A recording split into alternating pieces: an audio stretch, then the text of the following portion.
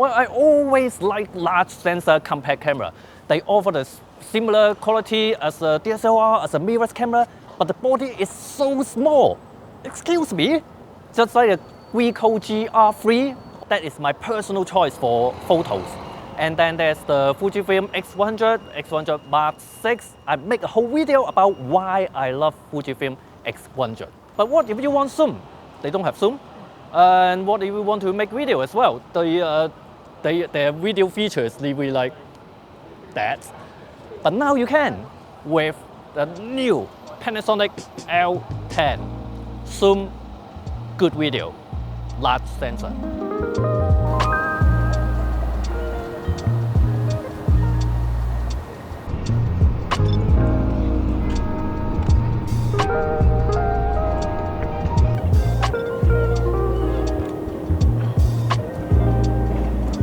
So I said this has large sensor. Well, it's not as large as X100, not as large as GR, Micro4 GR. They have APS-C size sensor. This have a 4-third sensor. In my book, 4-third sensor is probably the minimum you want on a large sensor compact camera, because dynamic range from 1-inch sensor is really worse than smartphone these days. At least on my book, at least you want 4-third sensor so that you can actually get better photos than a phone. That might be subjective, but I'm happy with the photos. They look just like from an APS-C size sensor camera, which is the point of this, a compact body without sacrificing image quality. By the way, I'm pleasantly surprised that the latest macOS and iOS already support the RAW file from the L10, which usually you have to wait for like months for Apple to support a new camera RAW file. But yeah, this is 4-third sensor. What's the size difference? APS-C size sensor on the X100 and the GR3, as you know, is 1.5 crop compared to full frame sensor. 4-third is 2 times crop, but on this camera, it's 2 point something times crop. I will talk about a little bit why does it have more crop than a 4-third camera, Micro 4 camera. We'll talk about it a little bit later. This also has, finally, phrase detection autofocus. As you know, Panasonic used to, I have to emphasize, used to have quite bad autofocusing, but not now, not anymore. This has phrase detection autofocus, but in some aspects, it's still not as good as many other camera I will talk about a little bit more later. And also, this has optical image stabilisation, OIS.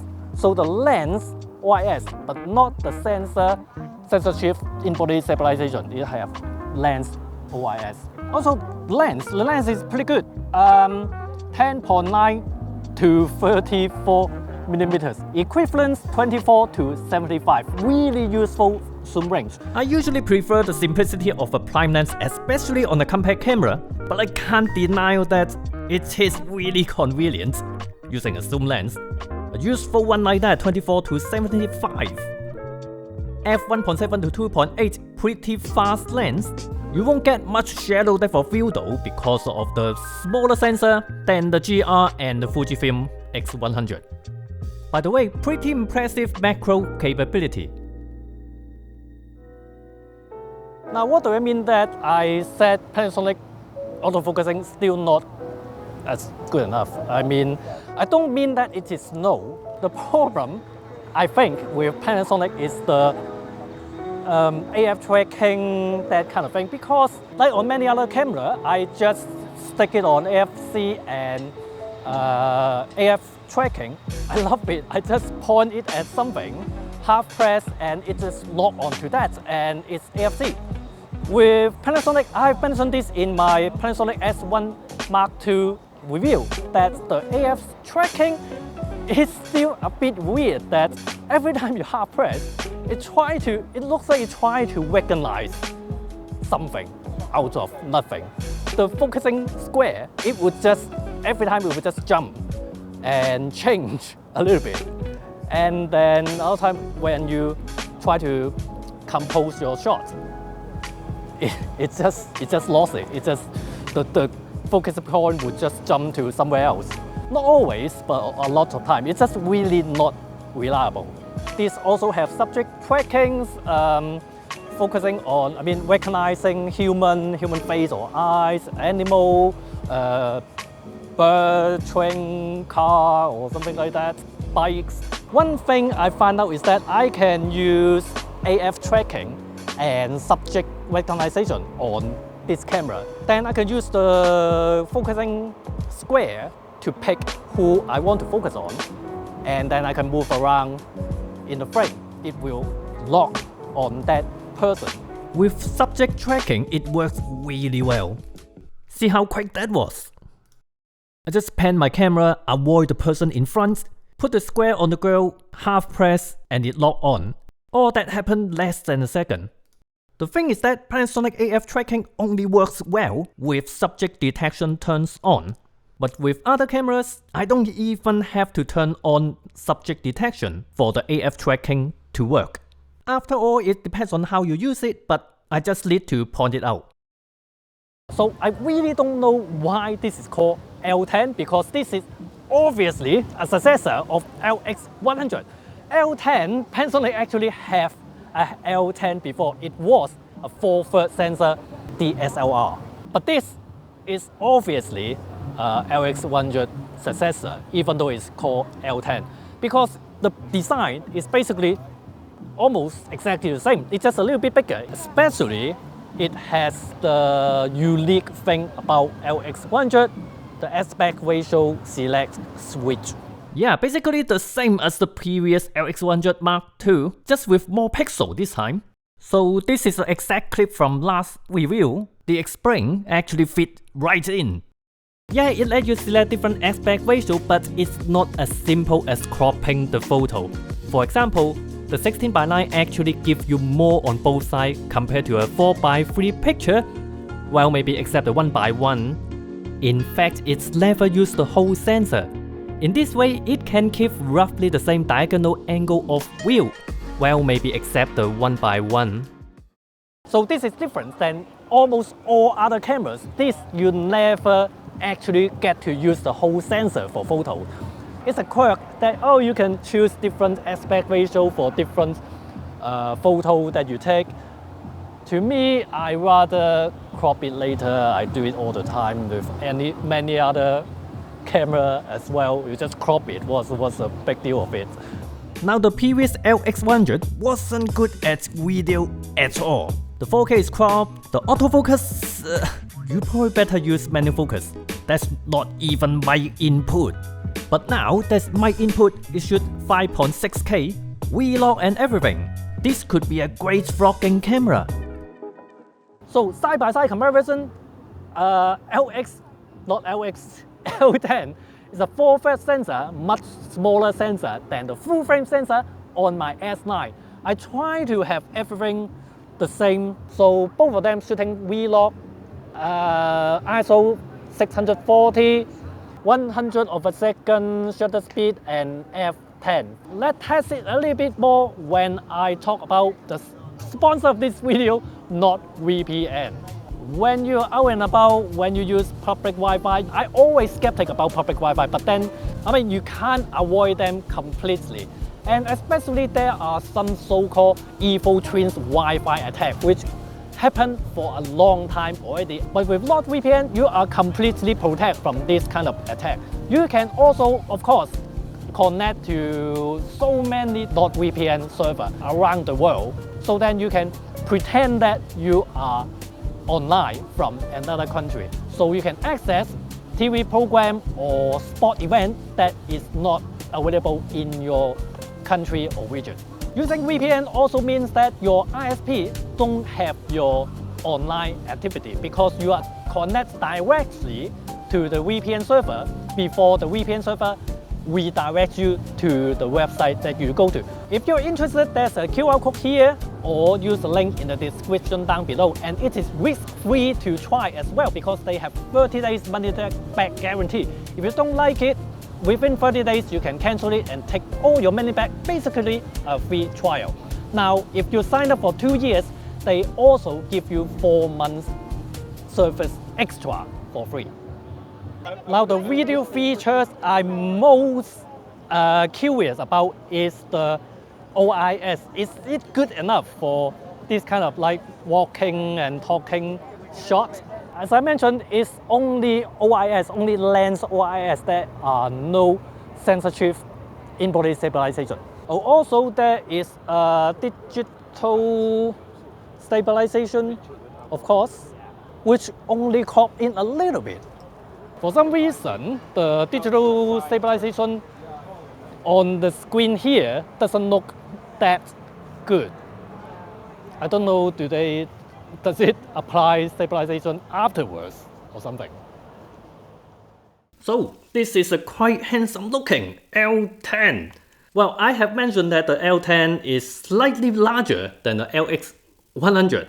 How big or small is actually this? Because this is obviously still quite compact. I mean, it's not a huge camera. Well, you can compare it to GR and then make this really huge. Well, one thing is that the GR is really, really small. That's why I really love this camera. It's just without a viewfinder. The only thing lacking from this is the viewfinder. Obviously, this has to be bigger because there is a really quite good EVF.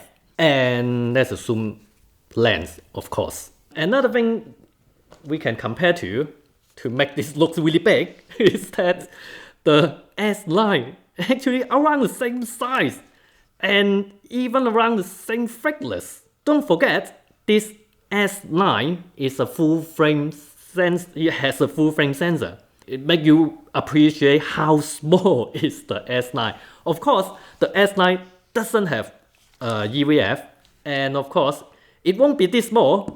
After you put a lens on it, it's a full frame sensor, you have to put on the full frame lens. Now this is in the special, what's it called again? Titanium gold.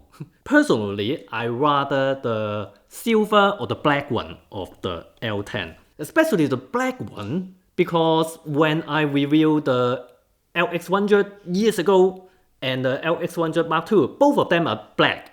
And I love the paint on it. I love the black paint on it. Well, I said that this is not that small. Other than it had an EVF, it actually has a really huge battery for this kind of camera because it has the same battery as the full frame, as the other full frame Panasonic camera and GH camera. Not like this stingy tiny little battery that lasts not very long, almost the thickness of the camera. And because of that, they don't have space for the SD card anymore. So they put the SD card here. By the way, now it has headphone jack. No, not headphone jack, mic jack. Because the LX100 don't even have a mic jack. It's just too bad this still don't have a good stabilization. This is really not made for video, but if it has a great stabilization, this will be the perfect camera to compete with the Canon PowerShot V1. It has better stabilization, but that one you can't put anti-filter. This one you can. This is an actual, like just normal filter thread. Added this new switch to switch from photo and video and SNQ. Actually, even the S9 doesn't have this switch. You have to use the mode dial. Now, talking about the mode dial, it it has now went for a Bob standard PSM mode dial. Why? Come on, Panasonic, why? I love the shutter speed dial before. Now you have a PSM mode dial. Not a huge problem. I mean, when I was shooting this camera for a day, the one thing is that when you put it on anything other than A mode, I put it on P mode, then this ring is disabled. Whatever you put on there, whatever value you choose there, the camera is going to ignore that. I really don't like a manual dial ring that there's a value on there and you got ignore. Another thing is that this is not auto. This stop is not auto. This is more like the T-stop on the Fujifilm, the shutter speed dial. In A mode, now you can control, as you can see, there's nothing on the screen. You can see on the bottom, I can control the aperture. If you put it to A, not auto, it's an A stop. Now, why do I have so many stop? It just means that you put the control with a dial, just like any other old boring camera. Like why would you do that? I mean, when you have a camera with a aperture ring, why would you use a dial? Why would you go back to use a dial? Another switch on the camera is the most unique thing about the LX100 and now the L10. I actually still like when they mark it on here, actually 3x2, 4x3, 16x9.